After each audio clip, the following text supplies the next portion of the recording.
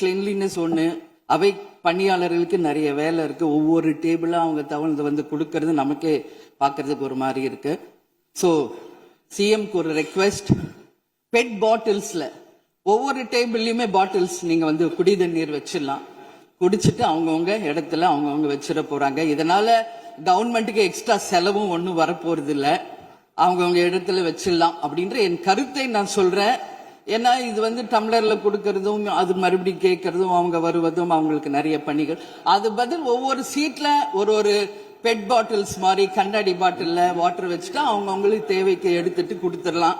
So இது பிறந்த நாள்ல முதலமைச்சருக்கு ஒரு கோரிக்கை வைக்கிறேன். அதுக்கு நாம நெகிழியில வேண்டாம், பிளாஸ்டிக் பாட்டில்ஸ் நம்ம அலோவ் பண்ண வேண்டாம், கண்ணாடி பாட்டில்ல நம்ம வைக்கலாம். உறுப்பினர் மாண்புமிகு பேரவைத் தலைவர் அவர்களே, அந்நியார் அவர் ஒரு நல்ல கருத்தை இங்கே சொல்லியிருக்கிறார்கள். அந்த கருத்து ஏற்புடையது அல்ல என்பதை நான் தெரிவித்துக் கொள்ள கடமைப்படுகிறேன். என்ற கோபம் வந்தால் தண்ணி பல்லை கொண்டிருக்க வாய்ப்பு இருக்கிறது.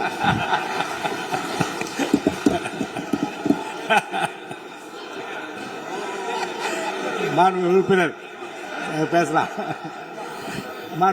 இப்போ தண்ணி பாட்டில் தான் வீசணும்னு கிடையாது, டம்ளர்ல கூட வீசி அடிக்கலாம். உறுப்பினர் ஒரு நிமிஷம். தலைவர் அவர்களே, நம்முடைய மாண்புமிகு முன்னாள் முதலமைச்சர் அண்ணன் OPS அவர்கள் ஒரு நிலையை குறிப்பிட்டு அதை எரிவதற்கான தண்ணி பாட்டில் எரிவதற்கான வாய்ப்பு இருக்கிறது என்று சொன்னார்கள். ஒருவேளை அவருடைய தனிப்பட்ட அனுபவத்தின் காரணமாக அதை அவர்கள் இங்கே குறிப்பிடுறாரா என்பதை நான் அறிய விரும்புகிறேன். மாண்புமிகு உறுப்பினர், ஏன்னா காலையில இருந்து ரொம்ப காரசாரமாவே போயிட்டு இருந்துச்சு. அதனால ஒரு ஹாப்பியா நம்மளுடைய முதல்வர் பிறந்த நாள்ல எல்லாரும் சந்தோஷமா இன்னைக்கு நம்ம அவையை செய்வோம்.